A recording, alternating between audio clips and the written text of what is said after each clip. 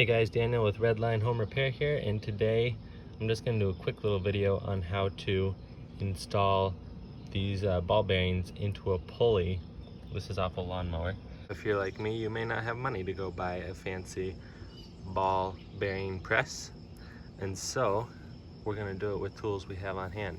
Now before you start hating on me for that, this is not a life or death situation where this is on like the wheel of a car or something like that. So this is pretty low stress work being done with this pulley and this bearing.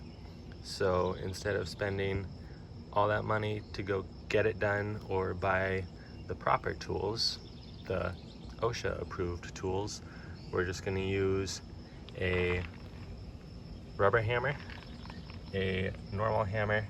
You're going to want some sort of lubrication, and then I have vice grips for just to hold on to the pulley. Now there is this spacer that goes in there. I've already got that cleaned and lubed, so I'm just going to place that in there, and then make sure that this ring is clean on the inside, and then make sure your bearing is also clean. Stick that on top there, and we're going to start tapping it with the rubber mallet evenly. You don't want it to sink at an angle. If you hear the puppy yelling, it's because she was naughty, so she's in a timeout. So we're going to use the rubber mallet just to give this a few starting taps like that.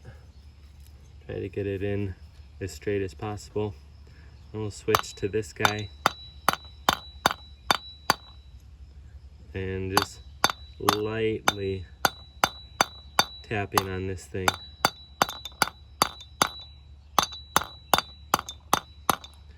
It is going in, just make sure it's going in straight. And I'm just hitting this outer race here. I'm trying to stay off of the inner race or anywhere on that seal. Now I did not heat this up or anything like that. You might see the torch, but I did not use it. I'm just going to go until I'm only hitting this ring and no longer hitting the bearing.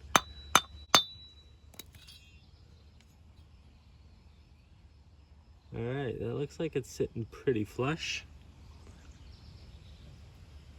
Most importantly, this still spins.